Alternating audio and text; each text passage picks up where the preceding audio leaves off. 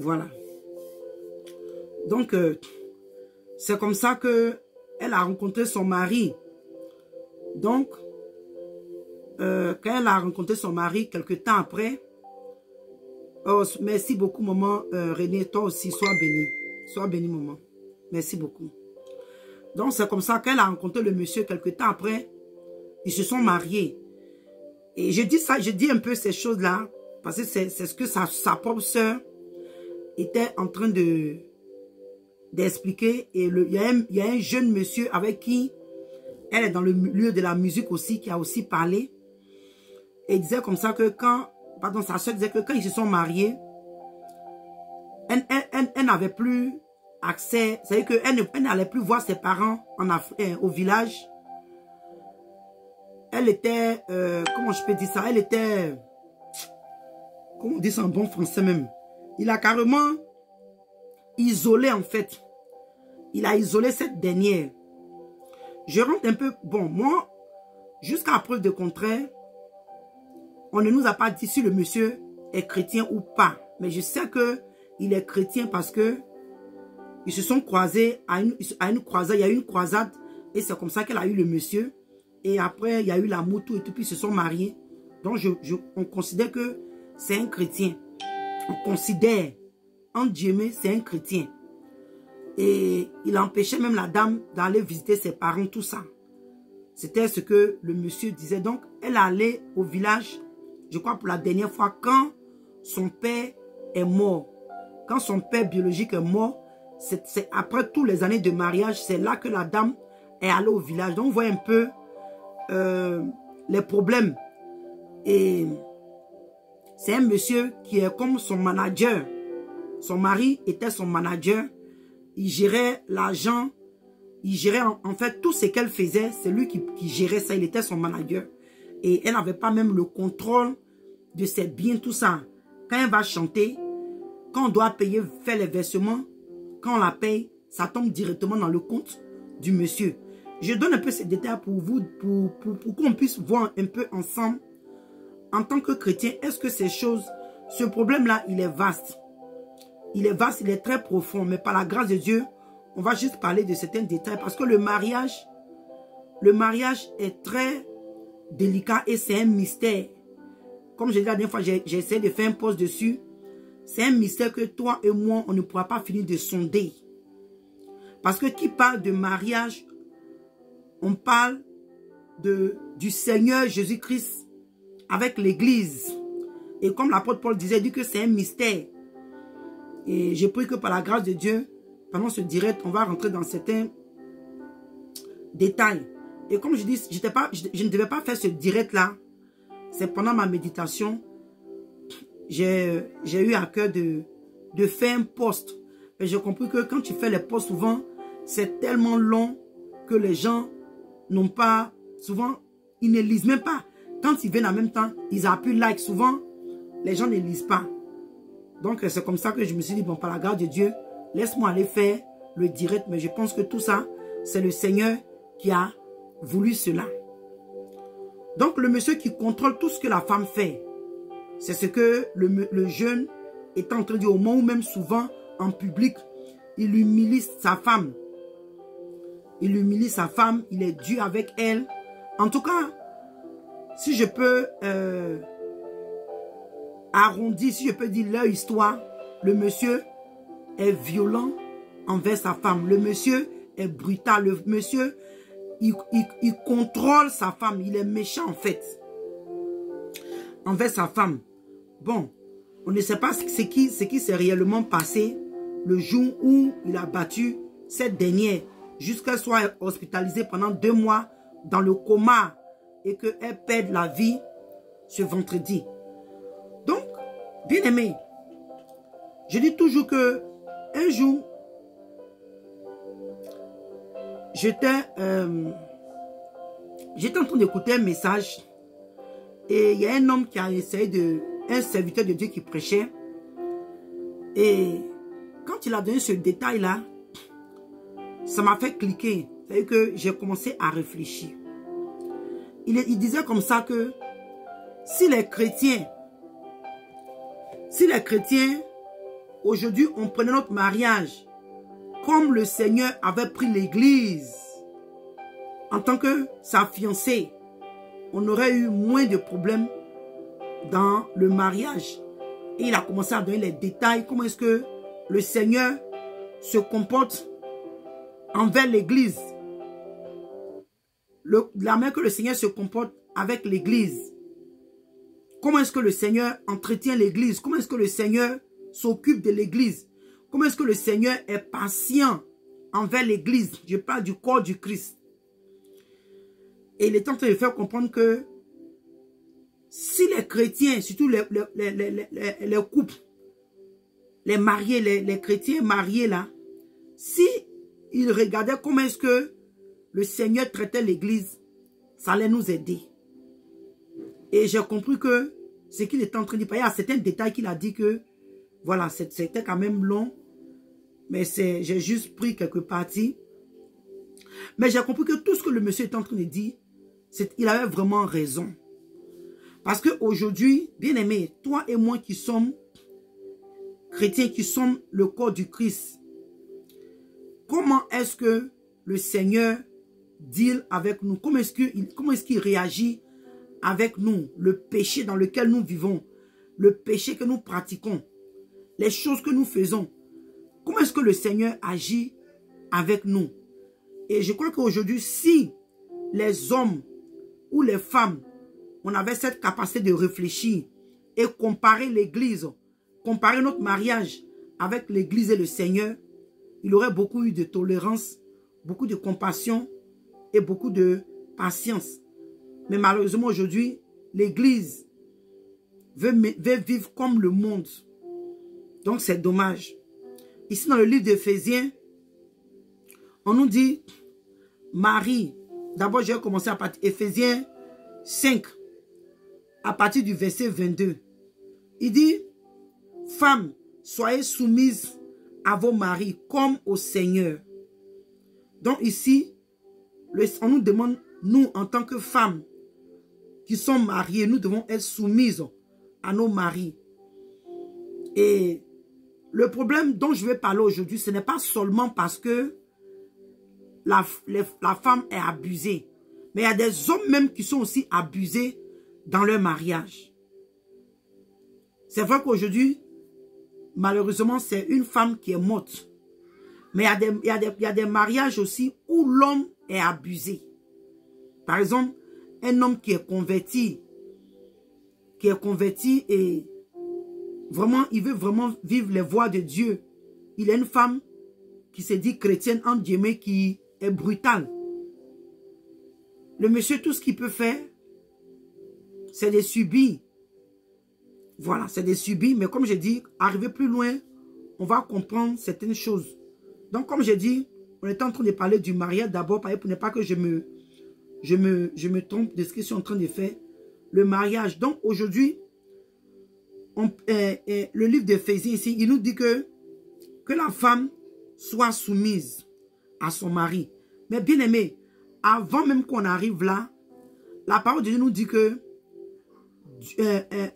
quand Dieu a créé Adam, il a fait endormir Adam, et c'est comme ça que il a retiré une côte pour faire Ève. Donc ça veut dire qu'aujourd'hui, le mariage, c'est quelque chose de sacré, important devant Dieu. Je peux dire que le mariage, c'est quelque chose que l'Éternel, le Seigneur, lui-même, il a pris son temps pour arranger. Parce qu'il savait que c'est quelque chose plus tard, au temps de Christ. Au temps de Christ, le Seigneur Jésus, homme, il devait avoir une situation où il devait aller payer pour l'église. Payer par le prix de son sang. Alléluia, par le prix de sa vie en tant qu'homme, pour racheter l'épouse, pour racheter l'église. Mais nous voyons que depuis le jardin d'Éden, le Seigneur avait déjà, si on peut dire, le premier ministère même, après que le Seigneur ait créé la terre, les animaux, tout ce qu'il a fait. C'est moi, je dis ça comme ça, hein, voilà, que le premier ministère, si on peut voir dans le jardin, c'était même le mariage. Donc, ça peut dire que le Seigneur prend le mariage au sérieux. Devant Dieu, le mariage est très important. Mais malheureusement, aujourd'hui, en tant que chrétiens, nous prenons le mariage à la légère. Nous vivons comme nous voulons dans notre mariage. Nous traitons notre mariage comme nous voulons. Nous vivons selon notre pensée. Le Seigneur n'est plus la base de notre mariage. Le Seigneur n'est plus le pilier de notre mariage. Aujourd'hui, nous faisons recours aux cyberactivistes, aux coachs. Quand nous avons des problèmes dans le mariage, nous ne faisons plus recours à la parole de Dieu, mais nous courons maintenant vers les coachs. C'est les coachs maintenant qui contrôlent les problèmes maritaux. Or, au contraire, ces choses-là devaient être gérées dans l'église. Ces choses-là, ces problèmes-là devaient être gérés dans l'église. Donnez-moi une minute.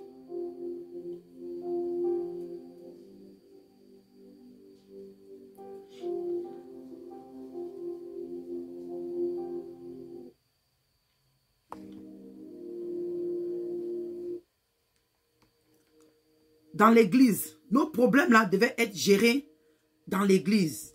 Mais malheureusement, aujourd'hui, nous allons régler nos problèmes de foyer. Comme j'ai dit, nous allons prendre des coachs.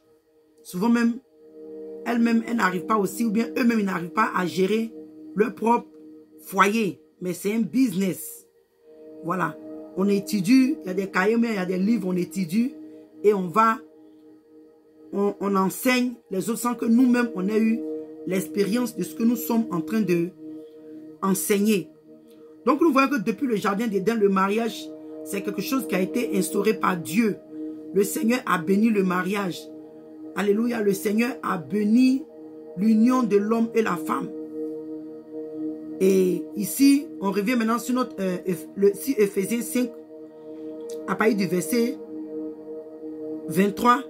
Il dit, car le mari est le chef de la femme, comme Christ est le chef de l'église. Vous voyez? Chrétien, toi qui vas tomber sur ce direct, si peut-être que tu n'avais pas appris ça comme ça, aujourd'hui, j'ouvre un peu tes yeux pour te faire comprendre que le mariage de l'homme et la femme, c'est le mariage humain, si je peux dire, que le Seigneur a pris pour comparer, alléluia, à, comment je peux dire, par relation, comment je peux dire ça, son union avec l'église, le corps du Christ. Ici, il nous dit que femmes, soyez soumises à vos maris, comme au Seigneur, car le mari est le chef de l'église, comme Christ est le chef. Il dit, femme, excusez-moi, femme, soyez soumises à vos maris comme au Seigneur, car le mari est le chef de la femme, comme Christ est le chef de l'église.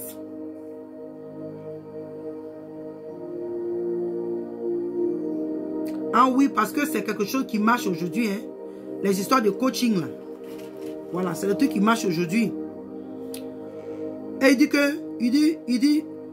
dit comme Christ est le chef de l'église, qui est son corps et dont il est le sauveur. Donc ici, on est en train de nous dire que l'église est le corps du Seigneur, dont lui, le Seigneur, est le sauveur. Le Seigneur a pris ici le mariage pour comparer à lui et l'église. Et verset 24, il dit, or, de même que l'église est soumise à Christ, les femmes aussi doivent l'être à leur mari en toutes choses. Bien-aimés, ici, oh voilà, j'ai oublié, oh là là, je voulais prendre ma Bible en anglais là, parce que on allait rentrer dans certains détails. Parce qu'aujourd'hui, quand tu prends la traduction en français et puis en anglais, le King James là, le King James, la Bible King James là, il y a beaucoup de choses qui sont différentes. L'interprétation, mais la traduction est souvent différente. Donc ici, il nous dit que, les femmes aussi doivent l'être à leur mari en toutes choses.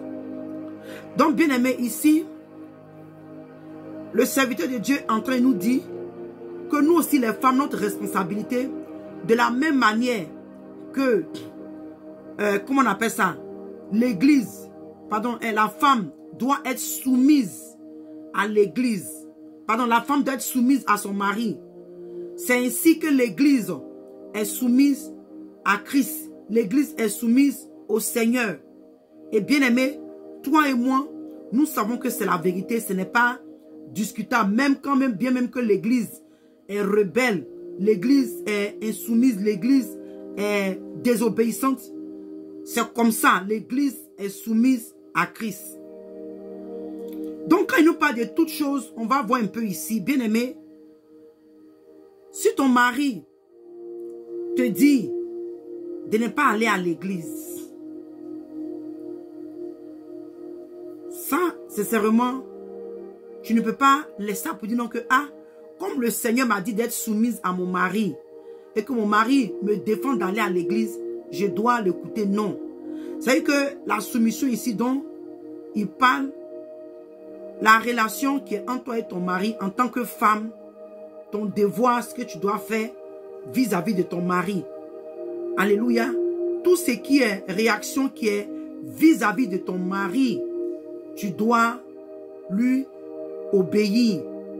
La cuisine, excusez-moi, les rapports sexuels. Quand ton mari parle, même si tu es en colère, tu n'as pas besoin de lever la voix ou le ton.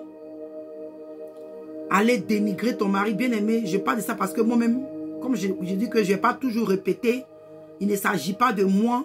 Je ne veux pas trop me mettre comme ça, mais je veux dire que vous qui nous suivez un peu, vous savez un peu mon histoire. Tu veux te comparer à l'homme, tu veux discuter, tu es rebelle. Tout ça, c'est les choses qu'on ne doit pas faire. Vis-à-vis de ton mari, tu dois faire selon ce que la Bible te demande. Mais, quand il s'agit de ton salut, ça maintenant, ce n'est plus ton mari. C'est toi et puis Christ. Parce que là, tu prends maintenant la position de l'église qui est en face du Seigneur Jésus-Christ de Nazareth. Donc, tu dois te soumettre à la volonté de Christ. La parole de nous dit que le Seigneur est Dieu a tant aimé le monde et il a donné son Fils unique, Jésus-Christ, afin que quiconque croit en lui ne périsse pas, mais qu'il ait la vie éternelle. Donc ça veut dire que toi et moi, pour qu'on soit sauvés, on doit forcément avoir cette relation avec le Seigneur. On doit se convertir. On doit accepter le Seigneur Jésus comme Seigneur et Sauveur personnel. Alléluia. C'est ce qu'on doit faire. Donc aujourd'hui, je crois que, excusez-moi si je dis ça, mais l'église, nos dirigeants ont mal enseigné le mariage. Bien aimé, je sais de quoi je parle. Il y a certains enseignements qui n'ont pas donné aux personnes qui voulaient se marier. Et les gens sont rentrés comme ça brutalement, si je peux dire, dans le mariage. Bien aimé, nous parlons de l'église. Nous sommes le corps du Christ. Je m'adresse aujourd'hui au corps du Christ. Je ne parle pas du mariage, du dehors. Mais je parle en tant que chrétien. Et j'ai réalisé qu'aujourd'hui, parce que le Seigneur pendant ma méditation, c'est quelque chose, depuis que ça arrivait, mon idée était dessus. Je me demandais, mais comment j'allais faire un direct donc. Et comme hier, la soeur avait fait un direct, je me suis dit, bon, j'allais laisser parce que le mercredi encore, il doit faire un direct. Mais vous voyez, quand l'Esprit de Dieu te presse, tu dois faire ce que le Seigneur te demande. Et j'ai eu à cœur, c'est pourquoi je suis connecté à cette heure. Alléluia, pour faire ce direct. Et comme je dis, je n'ai pas dormi. Je n'ai pas fermé l'œil depuis. Bien-aimé, ça fait pitié. Quand le Seigneur a besoin de toi dans sa présence et qu'il te révèle certaines choses, ça fait vraiment pitié. Donc, je dis que quand la Bible nous dit que en toute chose, bien-aimé, tu dois la soumission à ton mari, oui, mais comme j'ai dit là, je vais me répéter encore. Quand il s'agit de ton salut, quand il s'agit de ton âme, ton mari n'a plus le droit. Parce que là, en tant qu'église, toi qui es église, tu dois être soumise à Christ, qui est ton maître, qui est ton époux, si on peut mettre ça comme ça. Donc aujourd'hui, ces choses-là ont été mal enseignées. Femme, sois soumise en toutes choses. Donc même quand le monsieur se lève qui t'interdit de faire des choses qui vont contre la parole de Dieu, elle est là, elle ne peut rien dire. Parce que de la manière que ça a été expliqué dans la Bible, on lui a donné ça littéralement. Mais ça n'a pas été développé selon la révélation de l'écriture ou la révélation du Seigneur.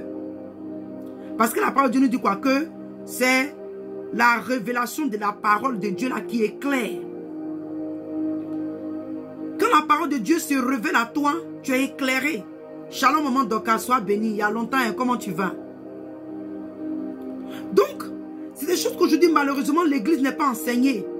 Donc, les femmes, on se dit, oh, mon mari me dit de ne pas aller à l'église. Comme Dieu me demande d'être soumise, ok, bon, je vais écouter, je ne vais pas aller à l'église. Et tu meurs dans cet état-là, tu vas directement à l'enfer. Parce que tu n'as pas accepté le Seigneur. Par exemple, tu maries un musulman, tu maries quelqu'un, même s'il est animiste, comme on le dit, il ne croit en rien.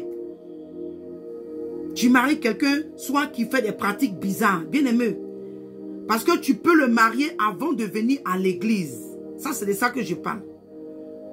Tu peux marier quelqu'un comme ça, tu peux te marier un musulman, tu peux te marier à un athée, tu peux te marier à un animiste. Tu peux marier, ça c'est dans le monde. Ça, je parle dans le monde, du côté le monde. Parce que on n'est pas chrétien. On devient chrétien, on se convertit. Dans notre vie, comment je peux appeler ça, adamique, nous on fait des alliances, nous sommes mariés avec des choses, des hommes avec qui nous ne devons pas être mariés. Et il y a ces personnes-là aujourd'hui dans le Seigneur qui ont reçu. C'est-à-dire que quand elles sont, après quelque temps, elles ont reçu le Seigneur ou bien il a reçu le Seigneur. Mais aujourd'hui, je vais prendre plus le cas de la femme. Alléluia. Le cas de la femme. Donc, quand le monsieur te dit, ah, faut pas prier, faut pas aller à l'église, faut pas donner ta vie à Dieu, faut pas obéir au Seigneur, bien aimé, ça devient un problème. Et ça, catégoriquement, tu dois, comment on appelle ça, tu dois carrément refuser. Mais ce n'est pas dans la brutalité aussi. Ce n'est pas dans les querelles. Ce n'est pas dans les palabres. Vous voyez? Ce n'est pas par la violence. Ce n'est pas par la brutalité. Non. Il y a une manière de le faire. Et bien aimé, c'est dans la prière. On a beaucoup à dire. J'espère que par la grâce de Dieu, je vais un peu lentement. Parce que, excusez-moi, je suis un peu fatigué. Donc, ça me donne un peu d'aller un peu lentement. Pour pouvoir mieux agencer les mots. Donc, je dis que tu peux faire comprendre à ton mari qui t'empêche de servir Dieu là. Il y a plusieurs manières de le faire. Mais nous devons le faire selon la volonté de Dieu. Et cette dernière qui est morte là, nous ne savons pas exactement ce qui s'est réellement passé. Nous ne savons pas qu'est-ce qui a amené le monsieur jusqu'à la battre. On ne sait pas. On ne sait pas. Mais je crois que, bien aimé, tout ce qui va contre ton salut, parce que ce qu'on n'a pas compris, la parole de nous dit que après la mort vient quoi? Le jugement. Donc cette vie-là, elle est précieuse. Il y a des gens qui prennent leur vie là comme ils veulent. Il y a des gens qui gèrent leur vie là comme ils veulent. C'est-à-dire qu'ils n'ont pas, ils n'accordent pas d'importance quoi. J'en suis la mort, les prend en chemin, c'est ça. Bien aimé, quand tu as cette mentalité que tu es dans le Seigneur, que tu es prêt, alléluia. Mais quand tu n'es pas réellement dans le Seigneur et que tu as ce genre de mentalité, tu cours un risque que tu ne pourras pas restituer plus tard. Parce que tu meurs dans cet état-là, il n'y a rien à faire, c'est l'enfer. Parce que tu n'as pas accepté le Seigneur, ton mari t'a empêché, tu l'as écouté. Donc, le côté de en toute chose, c'est ce que je peux expliquer un peu pour le moment pour dire que tant que ça vient contre la volonté de Dieu, tu dois résister. Tu dois résister. Et comme je dis, il y a plusieurs manières, mais nous devons le faire selon la volonté de Dieu qui est dans le calme, dans la communication. Il y a une manière d'approcher l'homme, bien aimé. C'est des choses que nous autres, plus tard, nous avions appris. C'est plus tard, après qu'on a reçu cet enseignement-là. Sinon, c'était vraiment chaud, c'était vraiment difficile. C'était vraiment difficile. Donc ici, le verset 26, comme on a beaucoup à dire, je ne vais pas trop m'attarder sur ça. Il dit, Marie, aimez vos femmes comme Christ a aimé l'Église et s'est livré lui-même pour elle, afin de la sanctifier par la parole, après l'avoir purifiée par le baptême d'eau.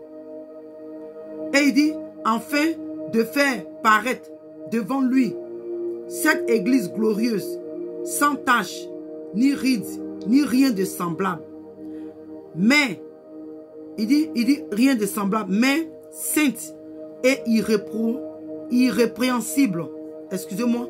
Il dit, c'est ainsi que les maris doivent aimer leurs femmes comme leur propre corps. Celui qui aime sa femme s'aime lui-même. Bien aimé, ici, là, c'est un peu profond. Il dit, vous voyez un peu ce que le Seigneur a fait? La Bible dit que Marie aimait aux femmes comme Christ a aimé l'Église. Et il s'est livré lui-même pour elle. Il dit enfin de la sanctifier, tout je descends rapidement. Il dit enfin de la sanctifier par la parole, après l'avoir purifiée par le baptême d'eau. Et il dit enfin de faire paraître devant lui cette Église glorieuse, sans tache, ni ride, ni rien de semblable. Donc, vous voyez le temps que le Seigneur prend pour travailler l'Église. Le temps que le Seigneur prend pour préparer l'Église.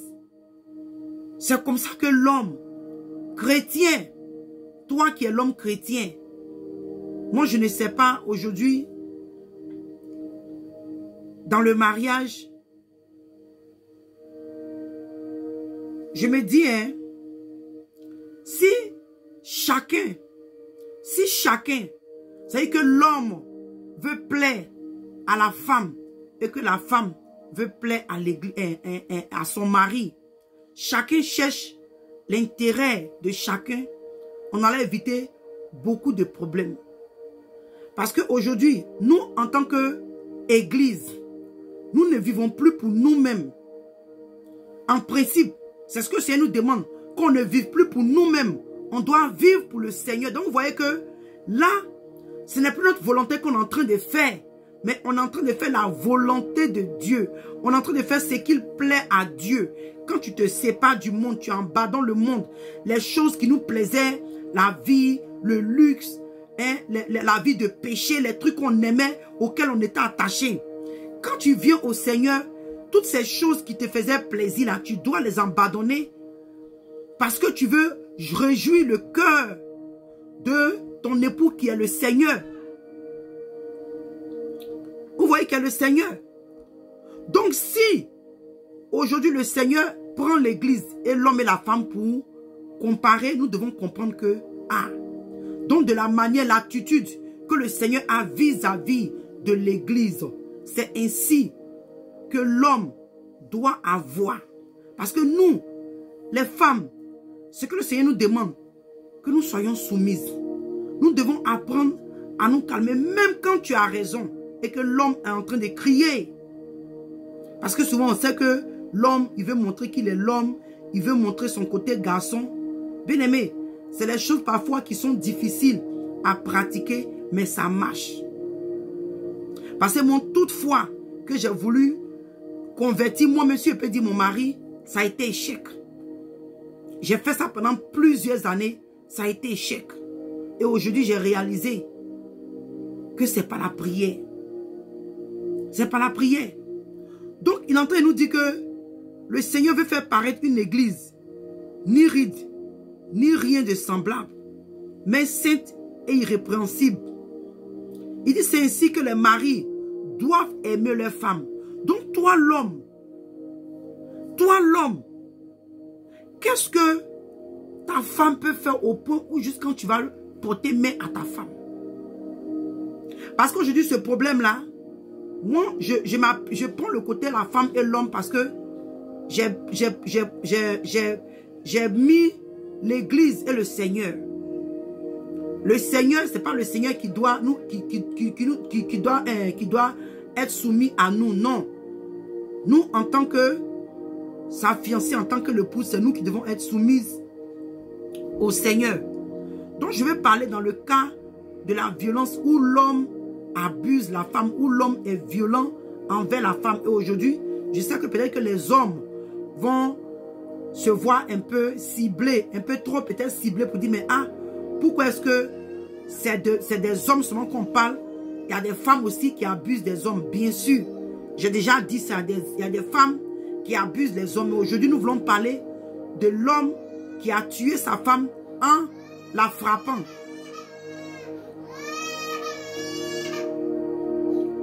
Vous voyez? Donc, il dit que l'église glorieuse, sans tache, ni ride, et bien aimé, c'est le Seigneur qui fait cela. Quelque part, la parole de nous dit que c'est le Seigneur qui sanctifie l'église. C'est le Seigneur qui doit sanctifier l'église. C'est le Seigneur qui nous sanctifie. C'est le Seigneur qui nous délivre. Donc le Seigneur, c'est qui est bien pour nous. Le Seigneur, c'est qui est bien pour notre salut. Le Seigneur, c'est qui est salutaire, c'est qui est vital pour nous. Le Seigneur nous enseigne ces choses. Parce qu'ici, on nous dit que c'est ainsi que l'homme doit aimer sa femme. Donc, l'homme doit faire tout ce qui est bien, qui plaît à sa femme, selon la volonté de Dieu. Pareillement aussi, toi la femme, ce qui est bien, est acceptable aux yeux de Dieu, tu dois le faire pour ton mari. Et le plus souvent, ce que les hommes n'aiment pas, quand ils parlent, tu répliques, tu commences à crier aussi, ou bien tu veux montrer que toi aussi tu es plus intelligente, ou bien tu veux montrer que toi aussi tu peux porter le pantalon. C'est qu'il y a beaucoup de challenges que les hommes n'aiment pas trop dans le mariage. Et souvent, ça crée des problèmes. Ou aussi souvent, la femme ne fait rien, mais déjà, l'homme, comme je dis, ce cas-là est vraiment critique parce que on ne pourra pas tout couvrir aujourd'hui. Parce que des femmes, malheureusement, qui ont une grande destinée. On a vu, par exemple, dans le cas de Samson. Samson avait une grande destinée. Mais on a vu que le diable, à travers les Philistins, ont préparé Dalila pour le faire tomber. Vous voyez? Donc ça peut être aussi même un homme ou une femme que le monde des ténèbres peut préparer juste pour détruire ta destinée. Donc c'est vraiment délicat. C'est vraiment délicat. Donc c'est pourquoi je veux qu'on reste dans le contexte de l'homme qui abuse. Là, on pourra mieux se retrouver et par la grâce de Dieu, le Seigneur va nous emmener à comprendre les autres choses. Alléluia. Et il dit que c'est ainsi que les maris doivent aimer leur femme comme leur propre corps. Celui qui aime sa femme s'aime lui-même. Donc la parole de Dieu nous dit que si un homme aime sa femme, c'est que lui-même il s'aime. Et il dit, car jamais personne n'a haï sa propre chair, mais il la nourrit et en prend soin. Vous voyez comment est-ce que le Seigneur t'a comparé? Toi-même tu t'aimes. Tu sais que tu dois te laver, tu dois te nettoyer, tu dois te vêtir. Il y a beaucoup de soins. Tu prends soin de toi. Oui, parce que tu t'aimes. Donc c'est de la même manière, il est en train de nous dire que l'homme, alléluia, doit aimer sa femme comme ça, doit en prendre soin. L'homme doit prendre soin de sa femme.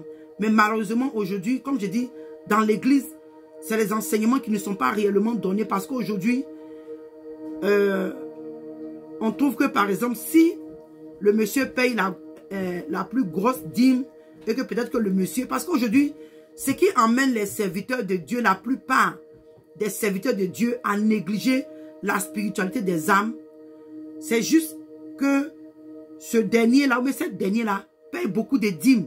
Et en la reprenant ou le reprenant, ça va empêcher la dîme d'être payée, d'être versée. Donc, il faut passer juste autour du problème. Parce qu'aujourd'hui, cette dame qui est morte entre les bras de son... Pardon, qui est morte par les coups, par les blessures, si je peux dire, les dégâts que son mari a causés en la battant. Si l'église avait... où ils se sont mariés, si l'église, avant même de les marier, avait enseigné. Parce que comme je dis là, quand la base est maltraitée, ce sont ces choses-là que nous voyons. Quand nous nous précipitons dans le mariage, sans réellement comprendre pourquoi est-ce que nous sommes mariés, pourquoi est-ce que nous voulons nous marier. Aujourd'hui, beaucoup de personnes nous sont mariées sans même savoir réellement le but pour lequel nous sommes rentrés dans le mariage.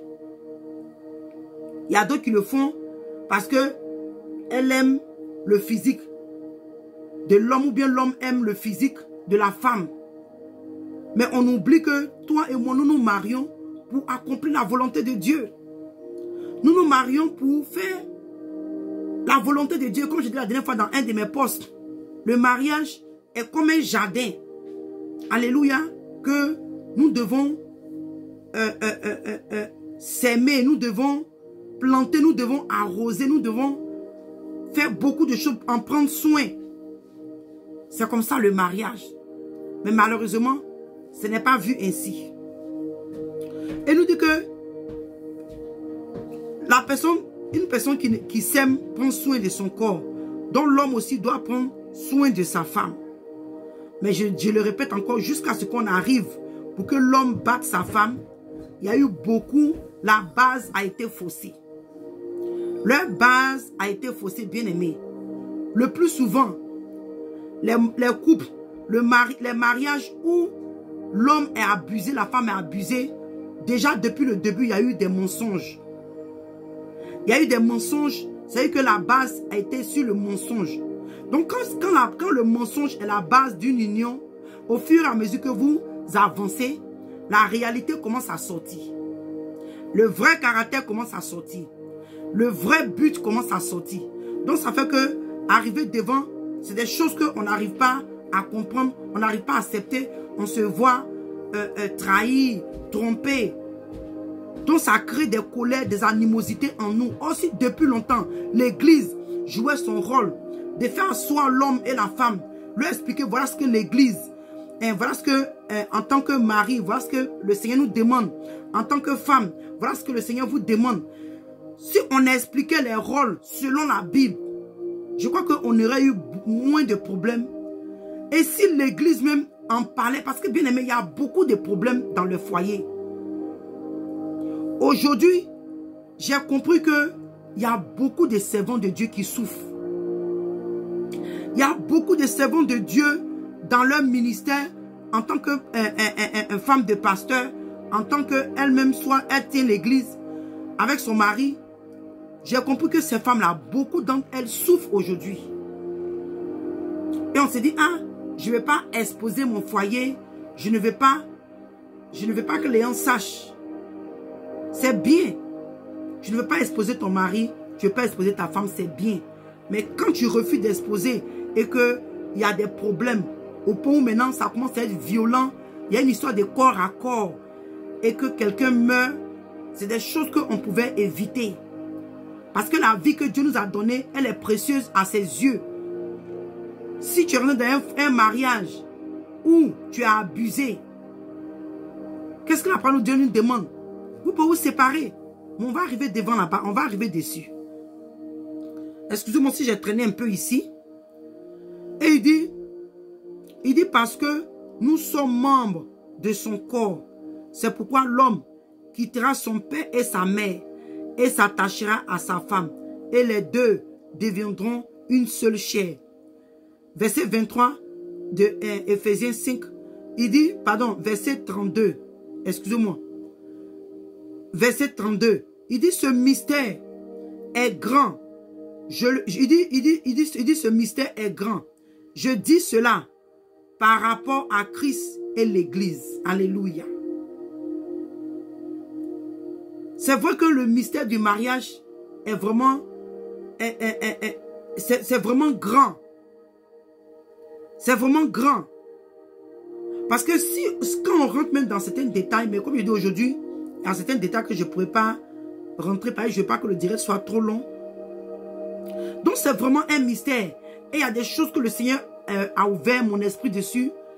La relation entre l'Église et le Christ, et l'homme et la femme, je dis waouh. C'est des choses auxquelles je n'avais jamais pensé. C'est des choses auxquelles je n'imaginais pas. Mais quand le Seigneur a ouvert mon esprit, que j'ai compris par la grâce de Dieu, on va parler de ça un autre jour.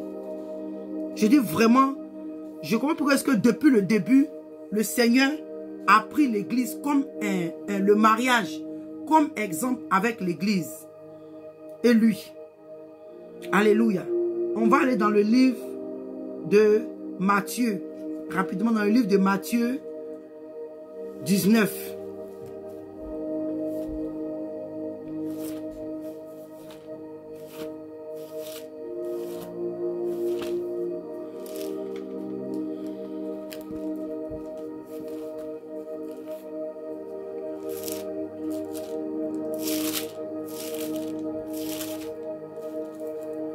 Matthieu 19,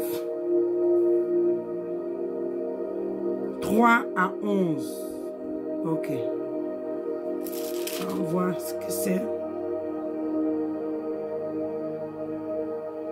Matthieu 19. Il dit, ok. Il dit, une grande foule le suivit. Et là, il guérit les malades. Les pharisiens l'abordaient et dit pour l'éprouver. Donc, on voit que la question qui arrive, les pharisiens voulaient éprouver le Seigneur. Il dit, est-il permis à un homme de répudier sa femme pour un motif quelconque?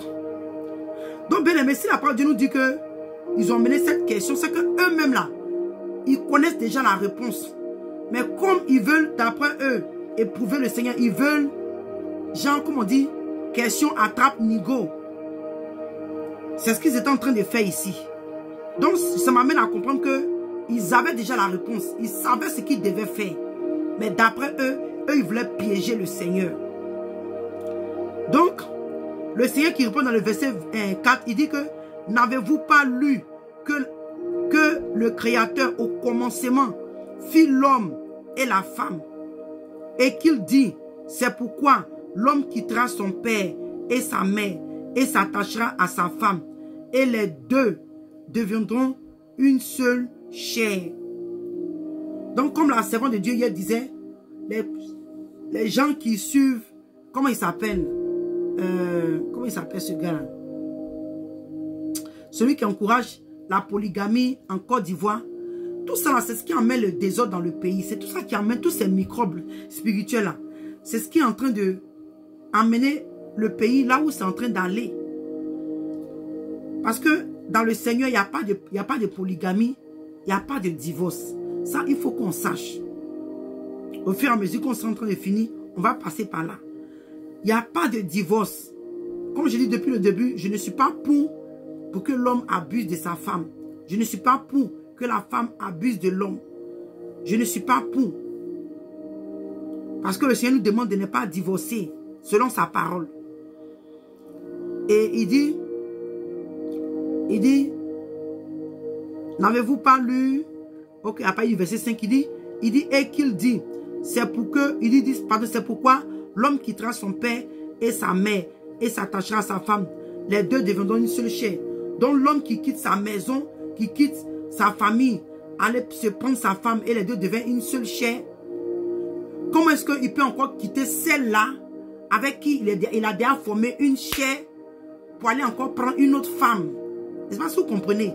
C'est pourquoi quand on lit la Bible, faisons attention. Il dit, les deux deviendront une seule chair. Donc, comment est-ce que toi qui es devenu une seule chair avec une femme, tu vas encore devenir une autre chair avec une autre femme? Donc déjà, tu as séparé ce que Dieu a uni. Vous voyez? Tu as séparé déjà ce que Dieu a uni. Quelque part, on dit que l'on ne sépare pas ce que Dieu a uni. Si vous êtes devenu une seule chair, toi maintenant tu te sépares, tu vas prendre une autre femme. Vous voyez, c'est ce que Gédéon enseigne, que la polygamie est biblique. Parce que il nous emmène dans le temps d'Abraham et de Moïse. Or, nous sommes sous le temps de la grâce. Sous la grâce, on ne vit plus comme ça. Vous voyez? Donc, comme je dis là, toi, l'homme qui est devenu une seule chair avec ta femme, comment est-ce que tu vas maintenant quitter cette dernière-là, devenir encore une autre chair avec une autre? Question. Et il dit ainsi, ils se sont, il dit ainsi, ils ne sont plus deux, mais ils sont une seule chair. Que l'homme donc ne sépare pas ce que Dieu a joint. Donc si Dieu a joint l'homme et la femme dans le mariage, selon la volonté de Dieu, on ne doit pas séparer. Et il dit, pourquoi donc, lui dit-il, Moïse a-t-il prescrit de donner à la femme une lettre de divorce et de la répudier? Écoutons, hein. Ils sont venus dire non que, ah, mais pourquoi est-ce que Moïse nous a dit, ah, si tu es divorcé, voilà, tu peux faire une lettre donnée à la femme. Le Seigneur répondit, ici, à partir du verset 8, il dit, il leur répondit, c'est à cause de la dureté de votre cœur que Moïse vous a permis de répudier vos femmes. Au commencement, il n'était pas ainsi. Donc, on est en train de voir maintenant ce qui a amené Moïse à donner cette loi. Mais Moïse n'est pas au-dessus du Seigneur. Vous voyez, Moïse n'est pas au-dessus de la loi. Donc, il est en train de nous dire que c'est à cause de l'endurcissement des cœurs des hommes, à cause de la dureté de leur cœur, à cause de leur manière d'agir, qui n'était pas bien, et que Moïse leur a donné cette opportunité. Mais il a dit que, sinon au commencement, il n'était pas ainsi. Il dit, mais, verset 9, il dit, je vous dis que celui qui répudie sa femme, sauf pour infidélité, et qui en épouse une autre, commet un adultère. Là, il y a un gros point. Et là, je ne vais pas me déplacer parce que j'ai complètement oublié. J'ai ma Bible en anglais que je voulais vous lire en anglais. Ok. Ici, quand on parle d'infidélité, par exemple, on a vu avec Joseph, le mari, ou on peut dire le père du Seigneur étant homme. Lui, le Seigneur Jésus étant homme sur la terre, son père Joseph, mais il n'a pas reçu de lui aucun DNA. Il ne faudrait pas que on se mette les choses dans la tête. La Marie, la mère de Jésus, vous voyez, quand elle était avec Joseph, c'est là, c'est-à-dire que je ne vais pas blasphémer, mais disons que c'était une situation où une femme, elle est fiancée à un homme et il se trouve qu'elle tombe enceinte avant le mariage. Le monsieur est prêt, le monsieur est juste de la divorce, de l'abandonner parce qu'il n'y a pas eu de mariage. Il peut la laisser aller prendre une autre femme parce qu'ils étaient en fiançailles. Et c'était pendant les moments de fiançailles. Donc on parle d'infidélité. Mais quand on nous parle d'un cas d'adultère, c'est dans le mariage, on peut nous parler d'adultère. Donc si, au moment où vous êtes en train de vous préparer pour le mariage, vous êtes fiancé, vous préparez pour le mariage et que cette dernière, elle ne s'est pas tenue, elle n'a pas tenu quand elle brûlait, elle allait voir un homme, un autre homme, tu es libre de la marier ou tu es libre de la laisser tomber. Et c'est de ça qu'il s'agissait ici. Mais aujourd'hui, c'est pourquoi je dis que si on veut, on ne cherche pas à comprendre les révélations de la parole de Dieu, nous allons prendre cette parole-là tout en littéralement, et tout n'est pas littéral. La parole de Dieu là, c'est pas tout qu'il faut prendre littéralement. Voyez, je prends toujours l'exemple pour dire que la parole de Dieu te dit que toi et moi, que Dieu a tant aimé le monde et qu'il a donné son Fils unique Jésus, afin que quiconque croit en lui ne périsse pas, mais qu'il ait la vie éternelle. Si on s'arrête comme ça, que tout le monde vient, oh, je crois en Jésus, je crois en Jésus, je crois en Jésus, et on ne monte pas d'actes, on ne vit pas selon la volonté de Dieu, on ne prouve pas qu'on aime Dieu. N'importe qui, ça peut être des criminels, ça peut être des violeurs, ça peut être des tueurs, ça peut être toutes sortes de personnes, toutes sortes de pécheurs, des homosexuels, des lesbiennes, tout le monde vient, oui, j'aime Christ. La personne peut dire, oui, j'aime le Seigneur. Et comme ça, Dieu accepte. Parce qu'il dit que oui, celui qui croit en lui ne périsse pas. Donc tu veux, oui, je crois en Jésus. On est en train maintenant de voir ça littéralement. Hein. Selon la lettre. Selon la lettre. Oh, quand on te parle maintenant, quand on rentre dans les détails de la profondeur de la parole, là, tu comprends que ce n'est pas seulement littéralement qu'il faut prendre ça. Donc, ce que le Seigneur est en train de dire ici, il ne faudrait pas qu'on s'arrête seulement littéralement pour dire, ah, comme il a dit dans le cas d'infidélité. Donc, si même la femme trompe son mari, le monsieur est libre de la divorcer. Mais maintenant, moi je vous dis, ce qui m'est arrivé. Quand j'ai eu les problèmes dans mon mariage, arrivé un moment, j'étais fatigué, j'étais fatigué. Donc un matin, j'ai décidé, je vais quitter mon mari. Je vais quitter mon mari, aller faire ma vie. J'étais fatigué. En ce temps-là, je n'étais même pas dans le ministère. J'avais même rétrogradé. Je ne partais même pas comme ça à l'église. Je me débrouillais dans une église où on partait montrer nos habits, nos chaussures, on payait les grosses dîmes. C'était la gloire. On vient, on prie pour nous. Les gens qui payaient les dîmes là-bas, au fond, on les fait arrêter publiquement, on prie pour eux. Donc c'était un peu ces trucs-là que, ces gens de vie-là que je menais.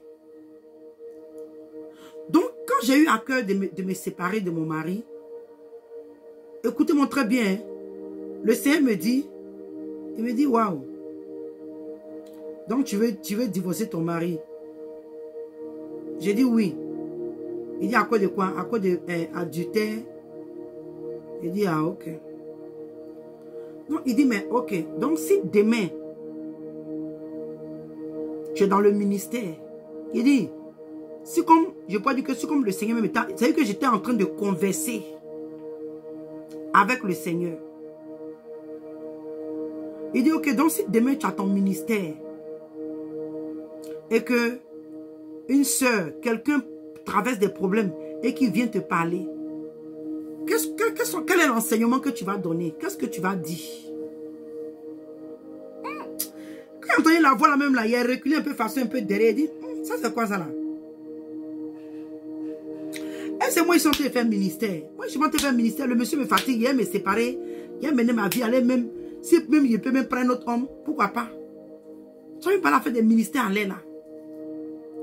Donc bien aimé, tu sais, quand tu as déjà une relation avec le Seigneur et à la sémence de Dieu en toi, juste quelque chose pour se communiquer, pour se communiquer, si je peux dire, à cette sémence-là en toi, ça réveille quelque chose de grand. Donc j'ai commencé à prendre ça en considération. J'ai dit, mais ah, c'est vrai. Hein? Donc si demain dans le ministère, une soeur vient me dire, ah, maman c'est comme ça, quel conseil je vais lui donner? Parce que moi-même, où j'ai failli là, est-ce que je peux encourager quelqu'un là-bas à endurer? Ou moi-même, je n'ai pas pardonné? Ou moi-même, je n'ai pas supporté? Maintenant, comme je dis, on va arriver un peu plus loin. Quelque part, l'apôtre Paul disait comme ça que quand il y a des problèmes, on peut se séparer. Disons, par exemple, mon cas, si c'était dans un cas où mon mari me battait, c'était pas mon cas. Si c'était un cas où mon mari me battait, des trucs comme ça, et que ma vie était menacée comme cette dernière-là. Tu es libre de te séparer avec ton mari, mais tu ne dois pas te remarier. Parce que le Seigneur dit qu'il nous appelle à vivre en paix. Si tu es dans un mariage où le monsieur prend les pilons pour te frapper, couteau, en tout cas, ta vie est menacée, 1, 2, 3, tu es à l'hôpital, tu es dans le plein droit de quitter ce mariage-là et aller te mettre quelque part en entendant prier. Parce que ça peut arriver qu'à un moment, le monsieur, par tes prières, tu peux prier que la personne, le Seigneur se révèle à cette personne. Donc, quand le Seigneur a commencé à me parler, j'ai dit, waouh, j'ai commencé à me repentir. Seigneur, pardonne-moi. Et c'est comme ça. Donc, imaginons qu'aujourd'hui, c'est vrai, je n'ai pas été dans un foyer où mon mari me battait. Donc, peut-être que si aujourd'hui une femme vient me dire, oh, moi, mon mari me bat, il me fait comme ça. C'est vrai, je ne peux pas sentir la douleur parce que ce n'est pas des choses que j'ai expérimentées.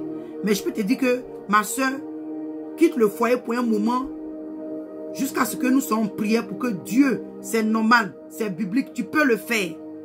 Mais je le répète encore, tu ne dois pas aller coucher avec un autre homme, tu ne dois pas aller te remarier avec un autre homme. Vous voyez? Donc aujourd'hui, c'est ce qu'on est en train de voir.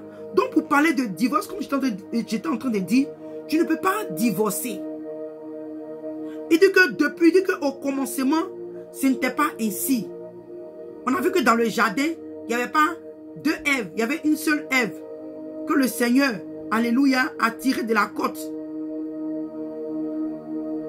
d'Adam. Et scientifiquement, les gens ont démontré que la femme a plus de côtes que l'homme. Si je mens, que quelqu'un me rectifie.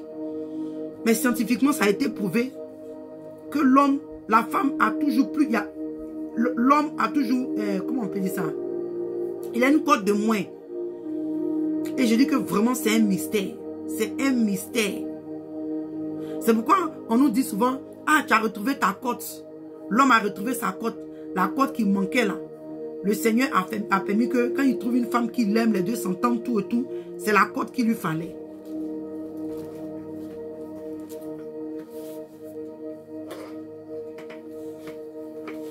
C'est la côte qu'il lui fallait.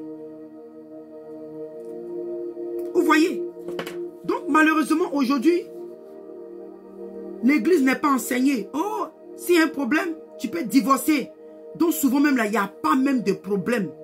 Quand tu soupçonnes un peu même ton mari et qu'on lui a dit qu'en cas d'infidélité, c'est devenu maintenant pour les mariés. Si ton mari est infidèle, va et puis quitte-le. Ou bien ta femme est infidèle, quitte-la. Mais maintenant, le pardon. Comment est-ce que tu peux pardonner? Parce que si nous, l'homme doit aimer sa femme comme Christ a aimé l'église. Regardons en tant que l'église, comment est-ce que nous comportons vis-à-vis de Dieu. Regardons un peu notre comportement. Regardons notre manière de vivre. Regardons même la vie des chrétiens. Regardons la vie des chrétiens. Donc si toi-même tu vois qu'en tant que chrétien, tu es indigne, tu vis dans le péché, mais le Seigneur se rassure que quand tu vas dormir, le matin tu te réveilles. Le Seigneur se rassure, quand tu vas dormir, qu'il y a les attaques, il te protège. Vous voyez, on dit qu'il prend soin de l'église. Tout ça, il est en train de prendre soin, il protège l'église. Le Seigneur protège l'église. Le Seigneur prend soin il prend soin de l'église. Il s'arrange, alléluia, pour que l'église soit dans ses voies. Et c'est ce que l'homme doit aussi faire pour sa femme. Donc là, on a vu, même dans le jardin d'Éden, c'est que, bien aimé, ce que je suis en train de dire là, vraiment, je prie que l'Esprit de Dieu ouvre plus ton esprit pour que tu puisses comprendre au-delà de ce que je suis en train de te dire. Adam et Ève, depuis le jardin, on a vu l'erreur de Ève. C'est vrai, en tant qu'humain, Adam était sur le choc. Il a dit au Seigneur, ah, c'est la femme que chez toi tu m'as donné l'argent. Moi, il ne t'a pas demandé, il faut me donner femme. Hein.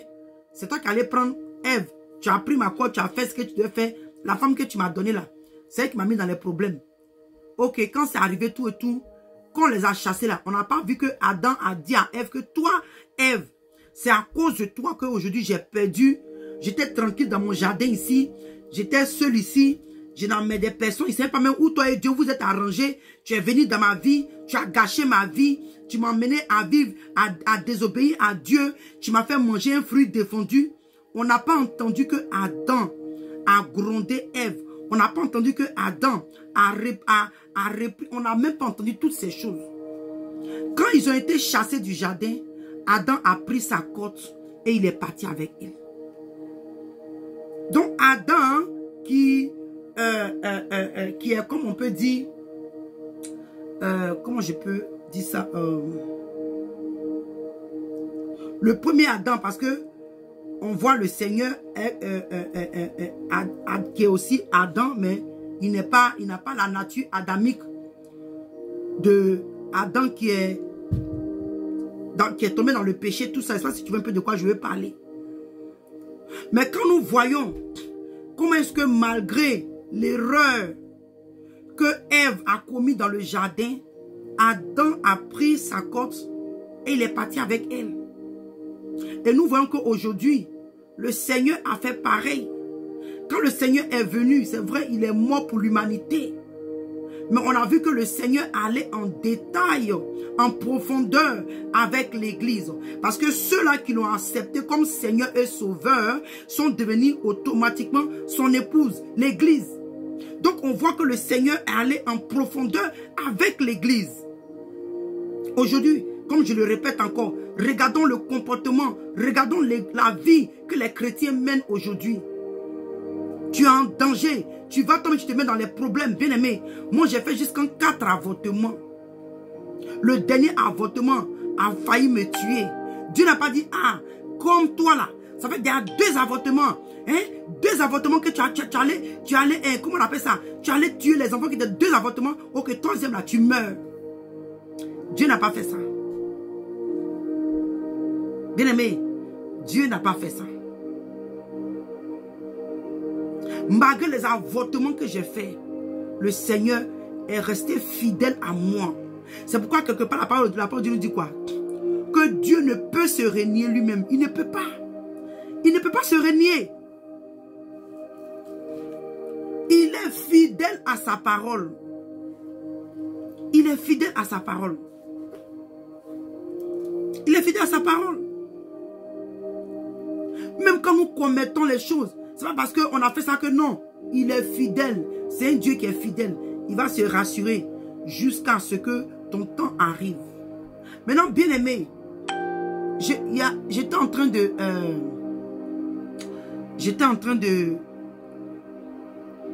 suis là beaucoup, quand j'écoute les messages, je médite. C'est comme une conversation, je vous ai dit, hein, le Seigneur me parle de beaucoup de choses. Ça me vient en tête, donc je vais parler ça rapidement. Quand j'ai commencé à entendre par-ci, par-là, les morts, avant même que je n'apprenne la mort de cette dame, vous savez ce que le Saint-Esprit m'a dit? Le Saint-Esprit m'a dit que la parole de Dieu qui nous dit que il est réservé à l'homme de mourir une fois, après quoi vient le jugement. Et de 2, il m'a dit que, il dit, écoute très bien, il y a une limite que Dieu a donnée à chacun d'entre nous. Par exemple, il y a des gens qui vont vivre 50 ans, 60 ans, 70 ans, 80, 100 ans. Il dit, dans ces comment on peut dire ça en bon français même? Excusez-moi, je ne suis pas arrivé trop loin dans les étudiants. Je suis beaucoup terre à terre.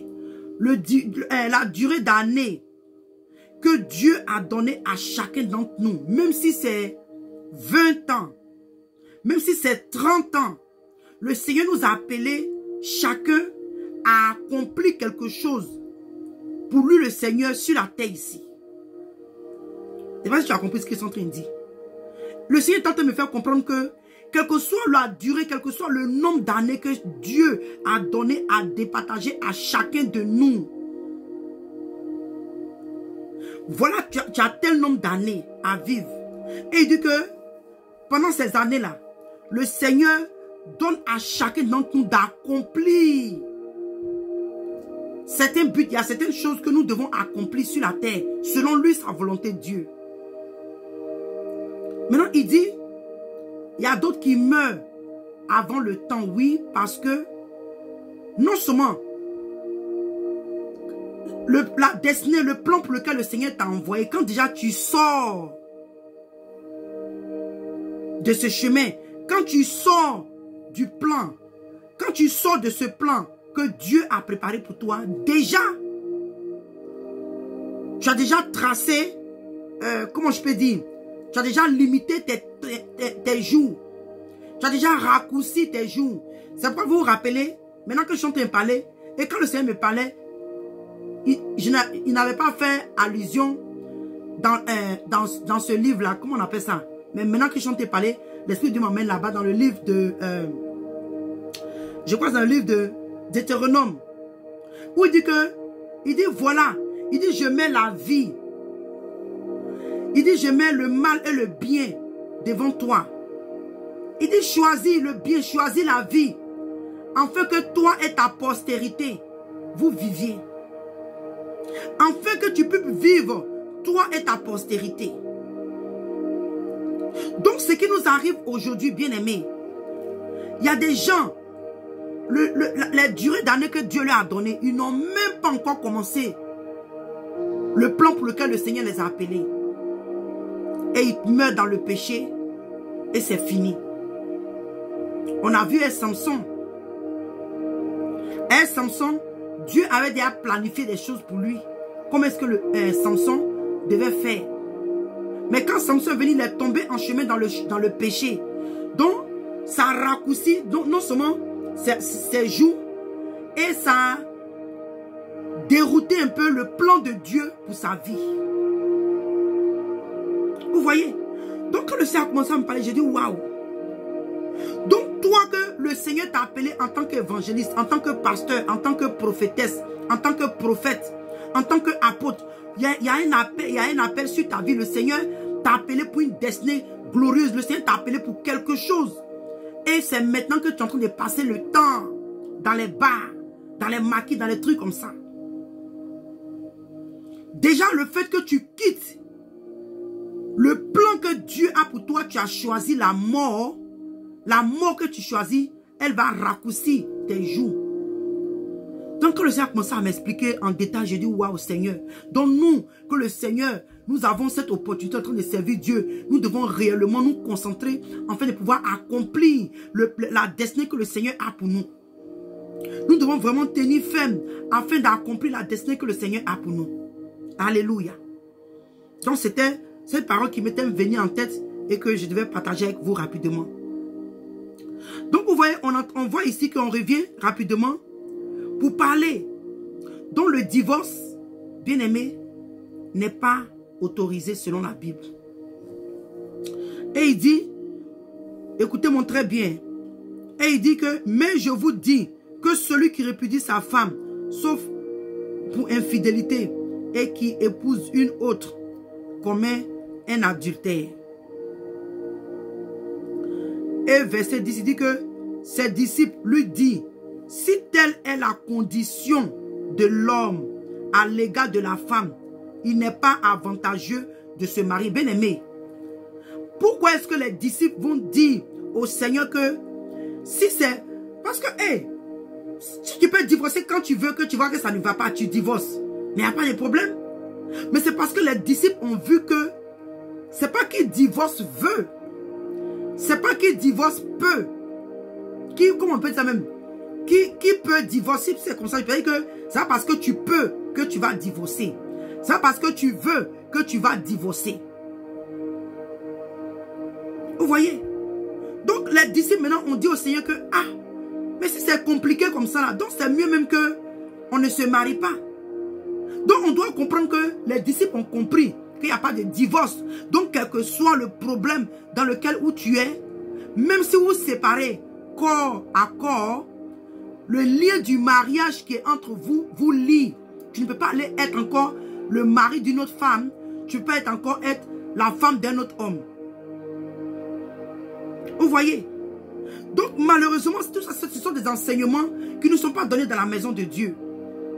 Donc on se dit non, tu peux divorcer quand tu veux, quand tu peux, comment tu veux, il n'y a pas de problème.